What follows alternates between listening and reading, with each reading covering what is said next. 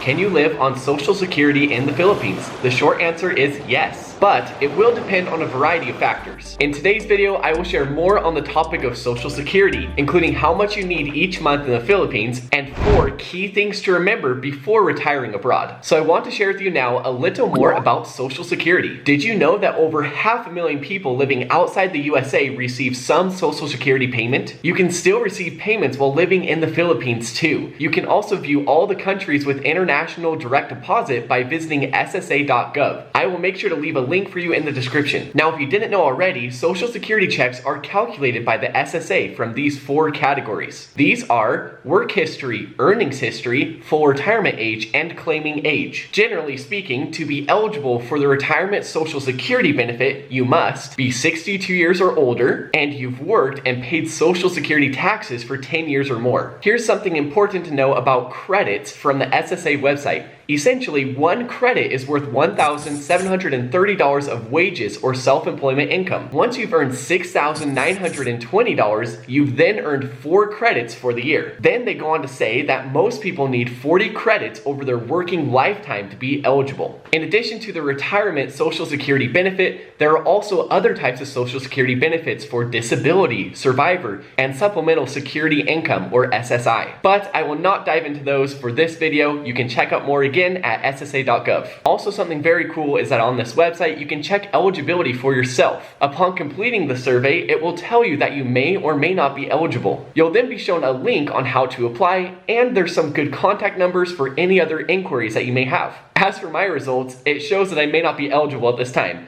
And I'm sure that's because I'm too young at this point. Another quick note, friends, that I have to say in this video is that I highly recommend creating an online Social Security account. So this was actually the first time that I had logged in myself, and I was so excited to see that I had met the working credits requirement. You can check it out too. If you want some more details on how to set up an account, let me know in the comment section and I will create another video going over that in detail. There are so many things you can do with your online Social Security account. I truly wish I would have learned about this sooner, and it would be wonderful if this was taught in school. You can see here that you can request a replacement Social Security card, and there are so many other things available to you if you're not receiving benefits and if you're receiving benefits as well. Okay, let's take a look now at the average Social Security payment since 2010, and we can see that it's increasing year by year, right? But those who receive less than 1K a month from Social Security will need to be more careful. If you're in that scenario, it would be best to have other sources of retirement income before retiring abroad in the Philippines. So let's jump into the golden question. How much will you need in Social Security each month? I've got to say that ultimately it will come down to how many people you're living with, location, and your lifestyle choices. What I've seen from other expats and those living abroad in the Philippines is to not have less than $1,000, as I mentioned previously. And this is for one individual. But if you want to live in an urban city like Metro Manila and live like a king, then up to $1,500 to $2,000 a month should do the trick. Now, if you really still want to go with that $1,000 a month route, it's important to remember that you'd be living more like the locals, and you'll have to ask yourself if you're okay and can accept less accommodations, like conserving energy to not have the AC running all the time and using a fan to stay cool. This also includes going to wet markets to buy cheaper and more affordable foods compared to expat stores, etc. Is that a lifestyle that you can accept and also enjoy? Everyone will be different. I personally am not very high maintenance, but would still enjoy some accommodations. The most important thing though is that you do not run out of money while you're living abroad, which leads us into the next topic. Important things to consider before retiring in the Philippines. First and foremost, it is essential to get out of and stay out of debt. 2 popular methods to getting out of debt include the debt snowball and the debt avalanche methods. But the most important thing is just doing it. The feeling of becoming debt-free is so remarkable. So my wife and I paid off $56,000 in student loans using the debt snowball method, which is focusing on paying off the smallest balances first, regardless of interest rate. We did this because the interest rates were not too high. Plus, we felt progress and this momentum of paying off our debt this way. So remember, it's crucial to build up healthy financial habits such as not going into consumer debt, living within a budget, and yes, remember in your budget to allow some categories for fun and entertainment. Another great way to stay out of debt when sudden expenses happen is to have an emergency fund saved up. This is a safety net and provides peace of mind. And let's be honest here, hospital visits will happen. happen. You also never know when you may need to use extra cash in urgent situations, such as going back to your home country to visit loved ones if they fall ill.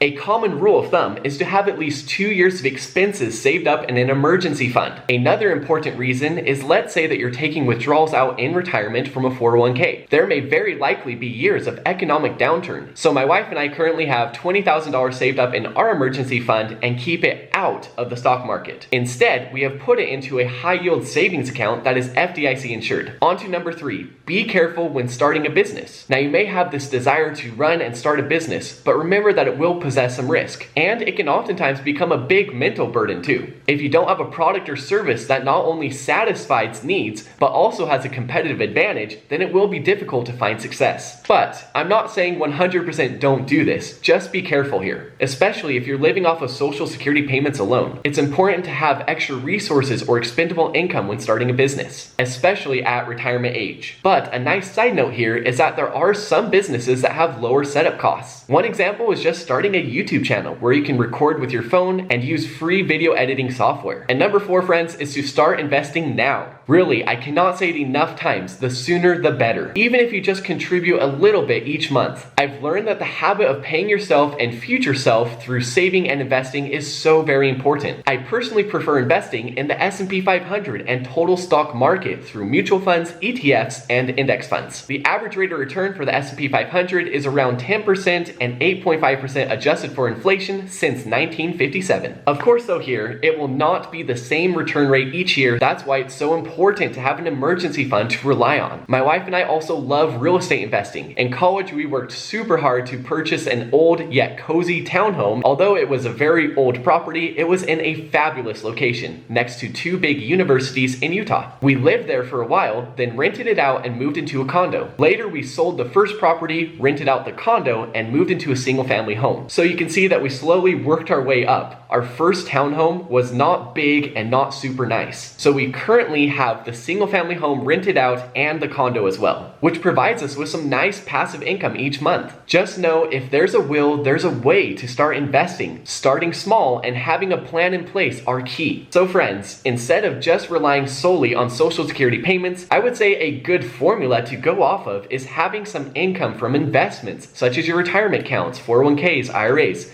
plus Social Security benefits, plus a 2-year plus emergency fund for financial safety. If you found this video insightful, please leave a like and subscribe for more financial freedom and retire abroad content. Until next time.